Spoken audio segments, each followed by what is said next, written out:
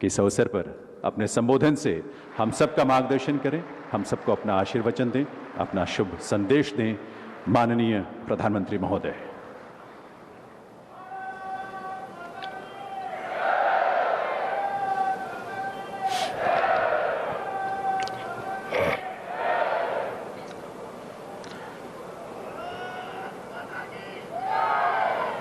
मंच पर विराजमान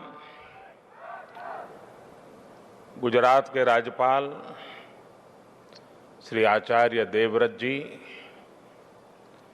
मुख्यमंत्री श्री विजय रूपाणी जी, केंद्रीय मंत्रिपरिषद के मेरे सहयोगी श्री प्रहलाद पटेल जी, लोकसभा में मेरे साथी सांसद श्री CR पाटिल जी, अहमदाबाद के नवनिर्वाचित मेयर श्रीमान किरीट भाई, साबरमती ट्रस्ट के ट्रस्टी श्री कार्तिकेय साराभाई और साबरमती आश्रम को समर्पित जिनका जीवन है, ऐसे आदरणीय अमृत मोदी जी, देश भर से हमारे साथ जुड़े हुए सभी महानुभाव, देवियों और सज्जनों और मेरे युवा साथियों, आज जब मैं सुबह दिल्ली से निकला तो बहुत ही अद्भुत संयोग हुआ। अमृत महोत्सव के प्रारंभ होने से पहले आज देश की राजधानी में अमृत वर्षा भी हुई और वरुण देव ने आशीर्वाद भी दिया। ये हम सभी का सौभाग्य है कि हम आजाद भारत के इस ऐतिहासिक कालखंड के साक्षी बन रहे हैं। आज दांडी यात्रा की वर्षगांठ पर हम बापू की इस कर्मस्थली पर इतिहास बनते भी देख रहे हैं और इतिहास का हिस्सा भी बन रहे हैं। आज आजादी के अमृत महोत्सव का प्रारंभ हो रहा है, पहला दिन है। अमृत महोत्सव 15 अगस्त 2022 से 75 सप्ताह पूर्व आज प्रारंभ हुआ है और 15 अगस्त 2023 तक चलेगा। हमारे यहां मान्यता है कि जब कभी ऐसा अवसर आता है तब सारे तीर्थों का एक साथ संगम हो जाता है। आज एक राष्ट्र के रूप में भारत के लिए भी ऐसा ही पवित्र अवसर है। आज हमारे स्वाधीनता संग्राम के कितने ही पुण्य तीर्थ, कितने ही पवित्र केंद्र साबरमती आश्रम से जुड़े रहे हैं। स्वाधीनता संग्राम की पराकाष्ठा को प्रणाम करने वाली अंडमान की सेल्युलर जेल, अरुणाचल प्रदेश से एंग्लो इंडियन वॉर की गवाह केकर मॉर्निंग की भूमि, मुंबई का अगस्त क्रांति मैदान, पंजाब का जलियांवाला बाग, उत्तर प्रदेश का मेरठ, काकोरी और झांसी, देश भर में ऐसे कितने ही स्थान पर आज एक साथ इस अमृत महोत्सव का श्री गणेश हो रहा है। ऐसा लग रहा है जैसे आजादी के असंख्य संघर्ष, असंख्य बलिदानों का और असंख्य तपस्याओं की ऊर्जा पूरे भारत में एक साथ पुनर्जागृत हो रही है। मैं इस पुण्य अवसर पर बापू के चरणों में अपने श्रद्धा सुमन अर्पित करता हूं। मैं देश के स्वाधीनता संग्राम में अपने आप को आहूत करने वाले,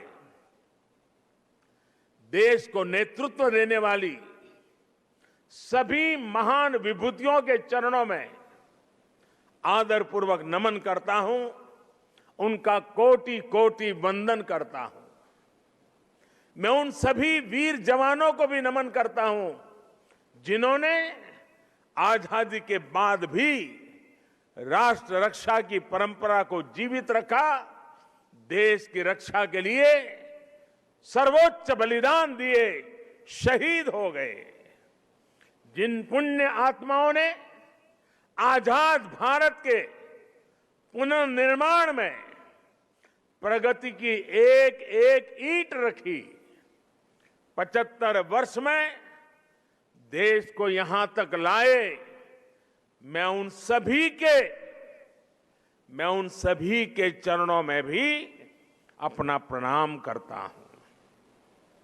साथियों, जब हम गुलामी के उस दौर की कल्पना करते हैं जहां करोड़ों करोड़ लोगों ने सदियों तक आजादी की एक सुबह का इंतजार किया, तब ये एहसास और बढ़ता है कि आजादी के 75 साल का अवसर कितना ऐतिहासिक है, कितना गौरवशाली है। इस पर्व में शाश्वत भारत की परंपरा भी है, स्वाधीनता संग्राम की परछाई भी है और आजाद भारत के गौरवान्वित करने वाली प्रगति भी है। इसलिए अभी आपके सामने जो प्रेजेंटेशन रखा गया, उसमें अमृत महोत्सव के 5 स्तंभों पर विशेष जोर दिया गया है। Freedom struggle, ideas at 75, achievements at 75, actions at 75 और रिजॉल्व्स एट 75। ये पांचों स्तंभ आजादी की लड़ाई के साथ साथ आजाद भारत के सपनों और कर्तव्यों को देश के सामने रखकर आगे बढ़ने की प्रेरणा देंगे। इन्हीं संदेशों के आधार पर आज अमृत महोत्सव की वेबसाइट के साथ चरखा अभियान और आत्मनिर्भर इंक्यूबेटर को भी लॉन्च किया गया है। भाइयों और बहनों, इतिहास साक्षी है कि किसी राष्ट्र का गौरव तभी जागृत रहता है जब वो अपने स्वाभिमान और बलिदान की परंपराओं को अगली पीढ़ी को भी सिखाता है, संस्कारित करता है, उन्हें इसके लिए निरंतर प्रेरित करता है। किसी राष्ट्र का भविष्य तभी उज्जवल होता है जब वो अपने अतीत के अनुभवों और विरासत के गर्व से पल पल जुड़ा रहता है। फिर भारत के पास तो गर्व करने के लिए अथाह भंडार है, समृद्ध इतिहास है, चेतनामय सांस्कृतिक विरासत है। इसलिए आजादी के 75 साल का यह अवसर एक अमृत की तरह वर्तमान पीढ़ी को प्राप्त होगा। एक ऐसा अमृत जो हमें प्रतिपल देश के लिए जीने, देश के लिए कुछ करने के लिए प्रेरित करेगा। साथियों, हमारे यहां वेदों में एक वाक्य है, मृत्यो मृक्षीय मामृताम, अर्थात हम दुख, कष्ट, क्लेश और विनाश से निकलकर अमृत की तरफ बढ़ें, अमरता की ओर बढ़ें। यही संकल्प आजादी के इस अमृत महोत्सव का भी है। आजादी का अमृत महोत्सव यानी आजादी की ऊर्जा का अमृत। आजादी का अमृत महोत्सव यानी स्वाधीनता सेनानियों से प्रेरणाओं का अमृत। आजादी का अमृत महोत्सव यानी नए विचारों का अमृत, नए संकल्पों का अमृत। आजादी का अमृत महोत्सव यानी आत्मनिर्भरता का अमृत। और इसलिए ये महोत्सव राष्ट्र के जागरण का महोत्सव है। ये महोत्सव सुराज्य के सपने को पूरा करने का महोत्सव है। ये महोत्सव वैश्विक शांति का, विकास का महोत्सव है। साथियों, अमृत महोत्सव का शुभारंभ दांडी यात्रा के दिन हो रहा है। उस ऐतिहासिक क्षण को पुनर्जीवित करने के लिए एक यात्रा भी अभी शुरू होने जा रही है। यह अद्भुत संयोग है कि दांडी यात्रा का प्रभाव और संदेश भी वैसा ही है जो आज देश अमृत महोत्सव के माध्यम से लेकर आगे बढ़ रहा है। गांधी जी की इस एक यात्रा ने आजादी के संघर्ष को एक नई प्रेरणा के साथ जन जन से जोड़ दिया था। इस एक यात्रा ने अपनी आजादी को लेकर भारत के नजरिए को पूरी दुनिया तक पहुंचा दिया था। ऐसा ऐतिहासिक, और ऐसा इसलिए क्योंकि बापू की दांडी यात्रा में आजादी के आग्रह के साथ साथ भारत के स्वभाव और भारत के संस्कारों का भी समावेश था। हमारे यहां नमक को कभी उसकी कीमत से नहीं आंका गया। हमारे यहां नमक का मतलब है ईमानदारी। हमारे यहां नमक का मतलब है विश्वास। हमारे यहां नमक का मतलब है वफादारी। हम आज भी कहते हैं कि हमने देश का नमक खाया है। ऐसा इसलिए नहीं क्योंकि नमक कोई बहुत कीमती चीज है। ऐसा इसलिए क्योंकि नमक हमारे यहां श्रम और समानता का प्रतीक है। उस दौर में नमक भारत की आत्मनिर्भरता का एक प्रतीक था। अंग्रेजों ने भारत के मूल्यों के साथ साथ इस आत्मनिर्भरता पर भी चोट की।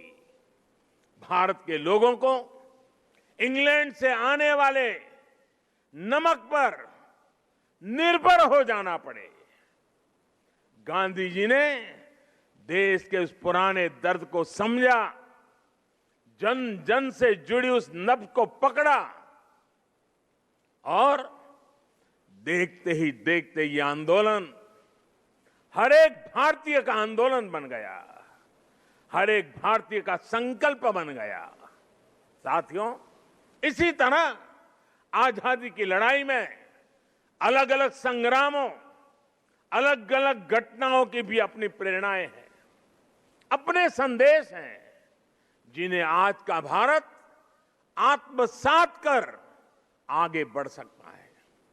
1857 का स्वातंत्र संग्राम, महात्मा गांधी का विदेश से लौटना, देश को सत्याग्रह की ताकत फिर याद दिलाना, लोकमान्य तिलक का पूर्ण स्वराज का आह्वान, नेताजी सुभाष चंद्र बोस के नेतृत्व में आजाद हिंद फौज का दिल्ली मार्च, दिल्ली चलो, ये नारा आज भी हिंदुस्तान भूल नहीं सकता है। 1942 का अविस्मरणीय आंदोलन, अंग्रेजों भारत छोड़ो का वो उद्घोष, ऐसे कितने ही अनगिनत पड़ाव जिनसे हम प्रेरणा लेते हैं, ऊर्जा लेते हैं। ऐसे कितने ही हुतात्मा सेनानी हैं जिनके प्रति देश हर रोज अपनी कृतज्ञता व्यक्त करता है। 1857 की क्रांति के मंगल पांडे, तात्या टोपे जैसे वीर हों, अंग्रेजों की फौज के सामने निर्भीक गर्जना करने वाली रानी लक्ष्मीबाई हो, कित्तूर की रानी चेन्नम्मा हो, रानी गाइडिनल्यू हो, चंद्रशेखर आजाद, रामप्रसाद बिस्मिल, भगत सिंह, सुखदेव, राजगुरु, अतफाउल्लाह खां, गुरुराम सिंह, टिटू जी, पोल रामास्वामी जैसे वीर हो, या फिर पंडित नेहरू, सरदार पटेल, बाबा साहब आंबेडकर, सुभाष चंद्र बोस, मौलाना आजाद, खान अब्दुल गफार खान, वीर सावरकर जैसे अनगिनत जननायक, ये सभी महान व्यक्तित्व आजादी के आंदोलन के पथदर्शक रहे हैं।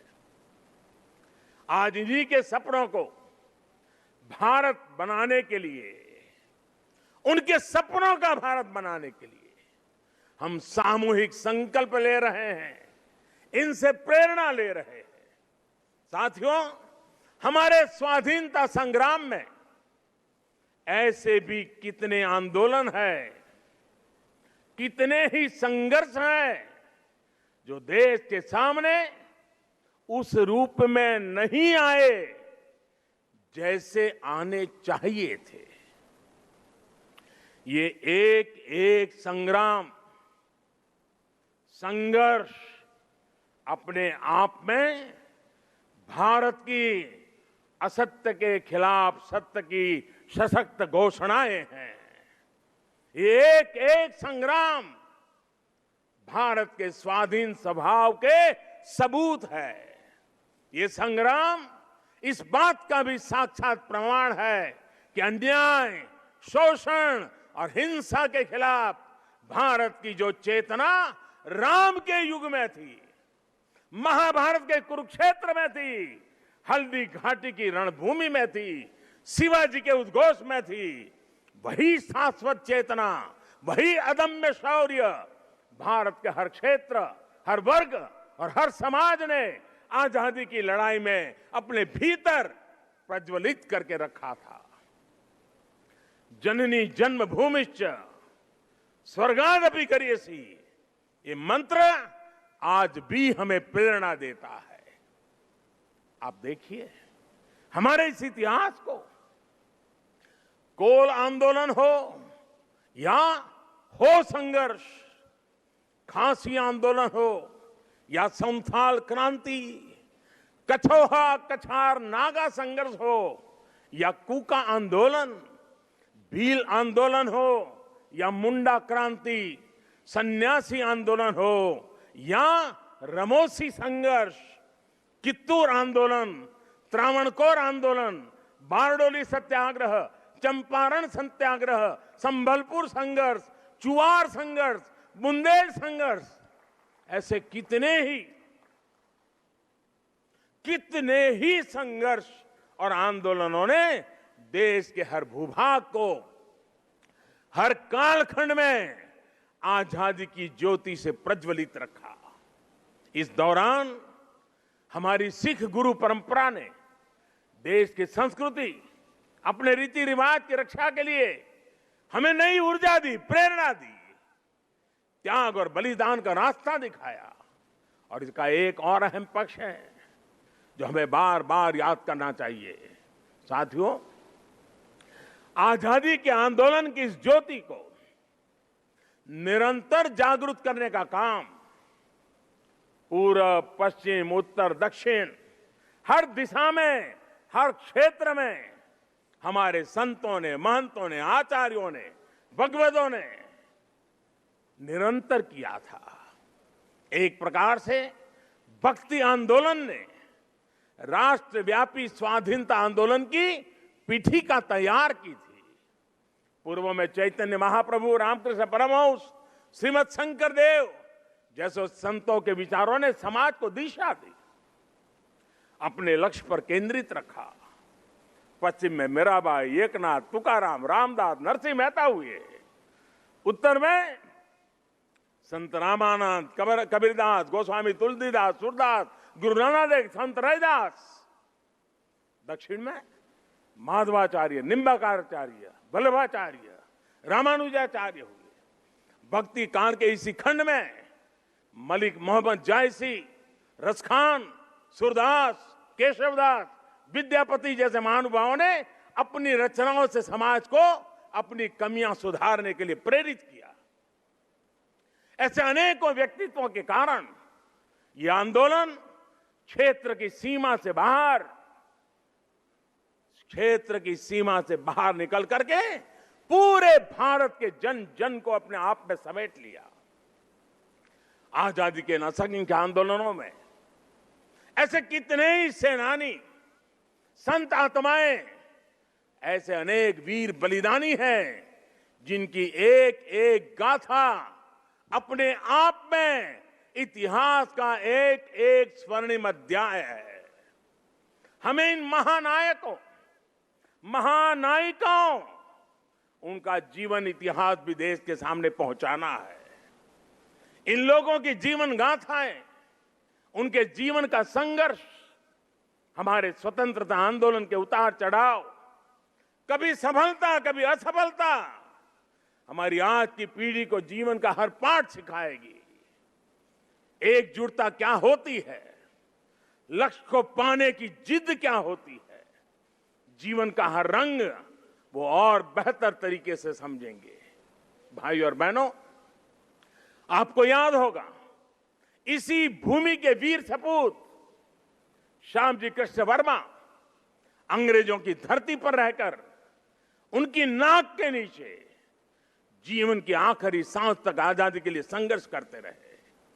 लेकिन उनकी अस्थियां 7 दशकों तक इंतजार करती रहीं कि कब उन्हें भारत माता की गोद नसीब होगी। आखिरकार 2003 में विदेश से श्यामजी कृष्ण वर्मा की अस्थियां मैं अपने कंधे पर उठा करके ले आया था। ऐसे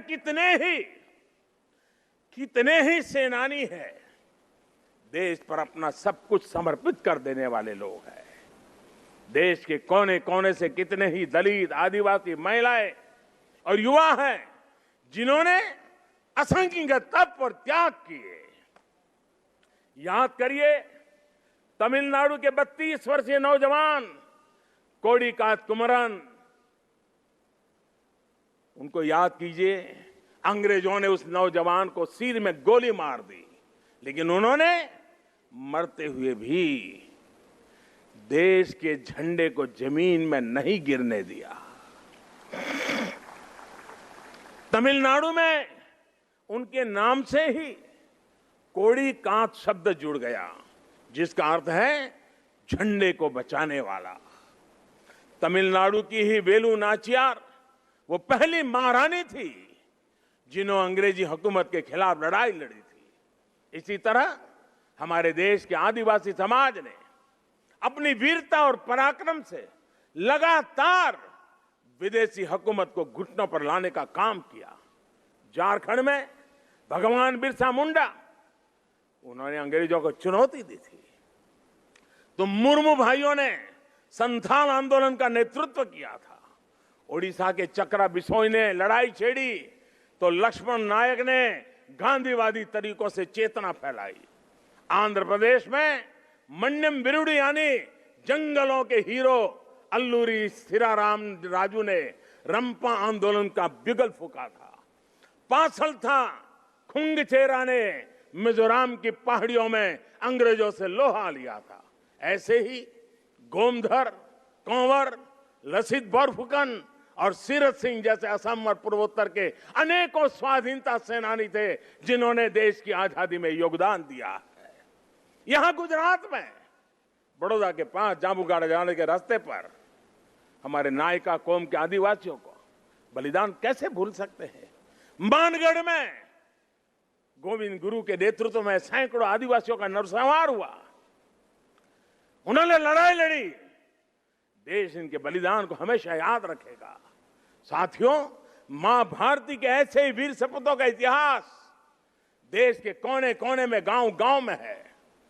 देश इतिहास के इस गौरव को सहेजने के लिए पिछले 6 सालों से सजग प्रयास कर रहा है। हर राज्य, हर क्षेत्र में इस दिशा में प्रयास किया जा रहा है। दांडी यात्रा से जुड़े स्थल का पुनरुद्धार देश ने 2 साल पहले ही पूरा किया था। मुझे खुद इस अवसर पर दांडी जाने का सौभाग्य मिला था। अंडमान में जहां नेताजी सुभाष बोस ने देश की पहली आजाद सरकार बनाकर तिरंगा फहराया था, देश ने उस विस्मृत इतिहास को भी भव्य आकार दिया है। अंडमान निकोबार के द्वीपों को स्वतंत्रता संग्राम के नामों पर रखा गया है। आजाद हिंद सरकार के 75 साल पूरे होने पर लाल किले पर भी आयोजन किया गया, तिरंगा फहराया गया और नेताजी सुभाष बाबू को श्रद्धांजलि दी गई। गुजरात में सरदार वल्लभ भाई पटेल की विश्व की सबसे ऊंची प्रतिमा उनके अमर गौरव को पूरी दुनिया तक पहुंचा रही है। जलियांवाला बाग में स्मारक हो या फिर पाइका आंदोलन की स्मृति में स्मारक, सभी पर काम हुआ। बाबा साहब आंबेडकर से जुड़े जो 7 दशकों से भूले बिसरे पड़े थे, उनका भी विकास देश ने पंचतीर्थ के रूप में किया है। इन सबके साथ ही देश ने आदिवासी स्वाधीनता सेनानियों के इतिहास को देश तक पहुंचाने के लिए, आने वाली पीढ़ियों के लिए पहुंचाने के लिए हमारे आदिवासियों के संघर्ष की कथाओं को जोड़ता हुआ देश में म्यूजियम बनाने का एक प्रयास शुरू किया है। साथियों, आजादी के आंदोलन के इतिहास की तरह ही आजादी के बाद के 75 वर्ष की यात्रा सामान्य भारतीयों के परिश्रम, इनोवेशन, उद्यमशीलता का प्रतिबिंब है। हम भारतीय चाहे देश में रहे हो या फिर विदेश में, हमने अपनी मेहनत से खुद को साबित किया है। हमें गर्व है हमारे संविधान पर, हमें गर्व है हमारी लोकतांत्रिक परंपराओं पर। लोकतंत्र की जननी भारत आज भी लोकतंत्र को मजबूती देते हुए आगे बढ़ रहा है। ज्ञान विज्ञान से समृद्ध भारत आज मंगल से लेकर चंद्रमा तक अपनी छाप छोड़ रहा है। आज भारत की सेना का सामर्थ्य अपार है, तो आर्थिक रूप से भी हम तेजी से आगे बढ़ रहे हैं। आज भारत का स्टार्टअप इकोसिस्टम दुनिया में आकर्षण का केंद्र बना है, चर्चा का विषय है। आज दुनिया के हर मंच पर भारत की क्षमता और भारत की प्रतिभा की गुंज है। आज भारत अभाव के अंधकार से बाहर निकलकर 130 करोड़ से अधिक आकांक्षाओं की पूर्ति के लिए आगे बढ़ रहा है। साथियों, ये भी हम सभी का सौभाग्य है। आजाद भारत के 75 साल और नेताजी सुभाष चंद्र बोस की जन्म जयंती के 125 वर्ष हम साथ साथ मना रहे हैं। ये संगम सिर्फ तिथियों का ही नहीं, बल्कि अतीत और भविष्य के भारत के विजन का भी अद्भुत मेल है। नेताजी सुभाष चंद्र बोस ने कहा था कि भारत की आजादी की लड़ाई सिर्फ ब्रिटिश साम्राज्यवाद के विरुद्ध नहीं है, बल्कि वैश्विक साम्राज्यवाद के विरुद्ध है। नेताजी ने भारत की आजादी को पूरी मानवता के लिए जरूरी बताया था। समय के साथ नेताजी की ये बात सही सिद्ध हुई। भारत आजाद हुआ तो दुनिया में दूसरे देशों में भी स्वतंत्रता की आवाजें बुलंद हुई और बहुत ही कम समय में साम्राज्यवाद का दायरा सिमट गया। और साथियों, आज भी भारत की उपलब्धियां आज सिर्फ हमारी अपनी नहीं है, बल्कि ये पूरी दुनिया को रोशनी दिखाने वाली है, पूरी मानवता को उम्मीद जगाने वाली है। भारत की आत्मनिर्भरता से ओतप्रोत हमारी विकास यात्रा पूरी दुनिया की विकास यात्रा को गति देने वाली है। कोरोना काल में ये हमारे सामने प्रत्यक्ष सिद्ध भी हो रहा है। मानवता को महामारी के संकट से बाहर निकालने में, वैक्सीन निर्माण में भारत की आत्मनिर्भरता का आज पूरी दुनिया को लाभ मिल रहा है। आज भारत के पास वैक्सीन का सामर्थ्य है तो वसुधैव कुटुंबकम के भाव से हम सबके दुख दूर करने में काम आ रहे हैं। हमने दुख किसी को नहीं दिया, लेकिन दूसरों का दुख कम करने में खुद को खपा रहे हैं। यही भारत का आदर्श है, यही भारत का शाश्वत दर्शन है, यही आत्मनिर्भर भारत का भी तत्व ज्ञान है। आज दुनिया के देश भारत का धन्यवाद कर रहे हैं, भारत में भरोसा कर रहे हैं। यही नए भारत के सूर्योदय की पहली छटा है, यही हमारे भव्य भविष्य की पहली आभा है। साथियों, गीता में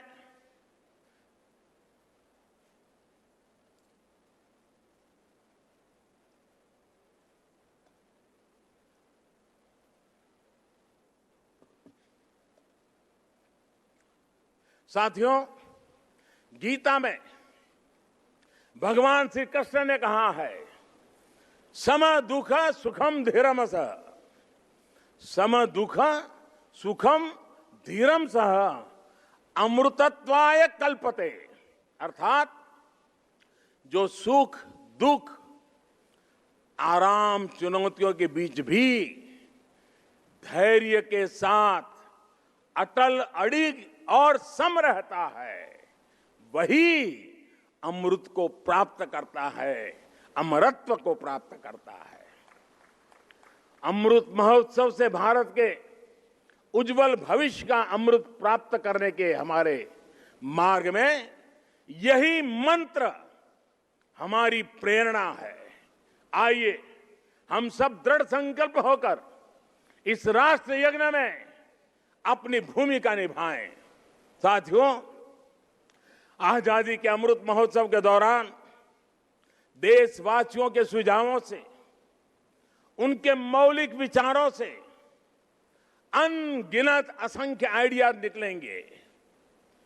कुछ बातें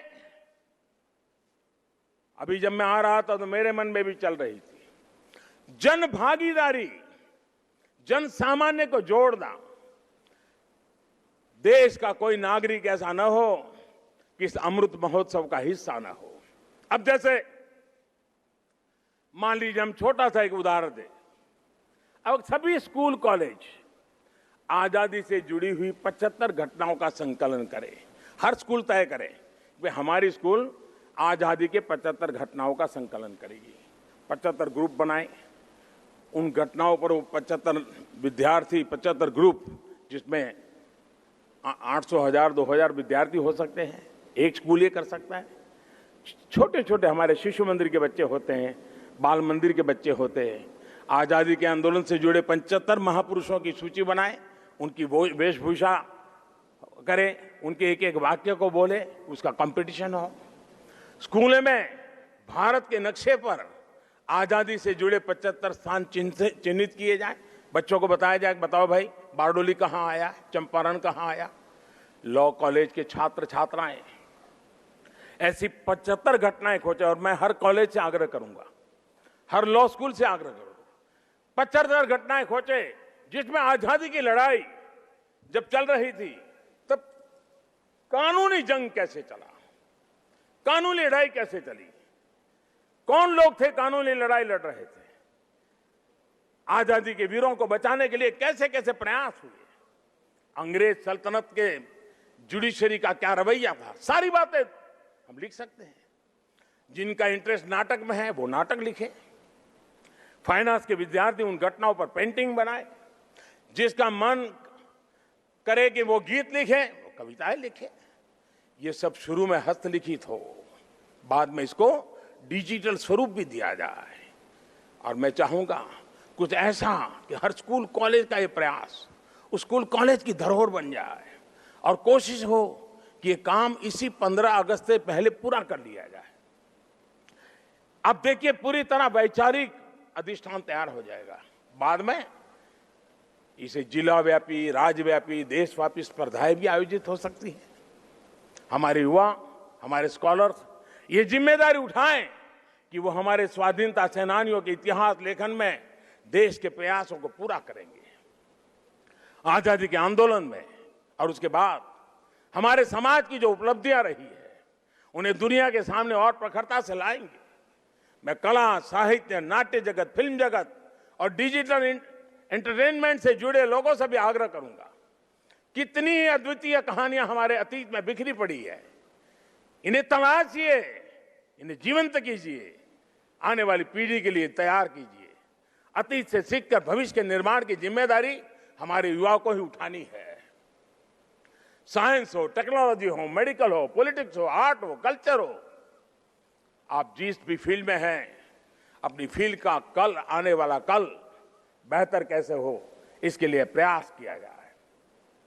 मुझे विश्वास है कि 130 करोड़ देशवासी आजादी के इस अमृत महोत्सव से जब जुड़ेंगे, लाखों स्वाधीनता सेनानियों से प्रेरणा लेंगे, तो भारत बड़े से बड़े लक्ष्यों को पूरा करके रहेगा। अगर हम देश के लिए, समाज के लिए हर हिंदुस्तानी अगर एक कदम चलता है तो देश 130 करोड़ कदम आगे बढ़ जाता है। भारत एक बार फिर आत्मनिर्भर बनेगा, विश्व को नई दिशा दिखा देगा। इन्हीं शुभकामनाओं के साथ आज जो दांडी यात्रा के लिए चल रहे हैं, एक प्रकार से बड़े तामझाम के बिना छोटे स्वरूप में आज उसका प्रारंभ हो रहा है। लेकिन आगे चलते चलते चलते जैसे दिन बीतते जाएंगे, हम 15 अगस्त के निकट पहुंचेंगे। ये एक प्रकार से पूरे हिंदुस्तान को अपने में समेट लेगा। ऐसा बड़ा महोत्सव बन जाएगा, ऐसा मुझे विश्वास है। हर नागरिक का संकल्प होगा, हर संस्था का संकल्प होगा, हर संगठन का संकल्प होगा देश को आगे ले जाने का, आजादी के दीवानों को श्रद्धांजलि देने का यही रास्ता होगा। मैं इन्हीं कामना के साथ, इन्हीं शुभकामनाओं के साथ मैं फिर एक बार आप सबको बहुत बहुत धन्यवाद देता हूं। मेरे साथ बोलेंगे भारत माता की, भारत माता की, भारत माता की, भारत माता की। वंदे वंदे वंदे वंदे। जय हिंद, जय हिंद, जय हिंद।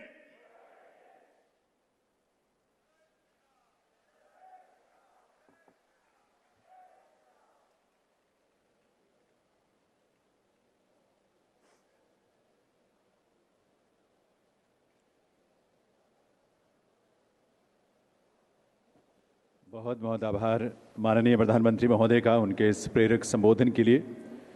महोदय, आपका एक एक शब्द हमारे लिए प्रेरणा है। 130 करोड़ देशवासियों के लिए ये शब्द, ये भाव हमारे लिए मार्गदर्शक की भूमिका निभाते हैं।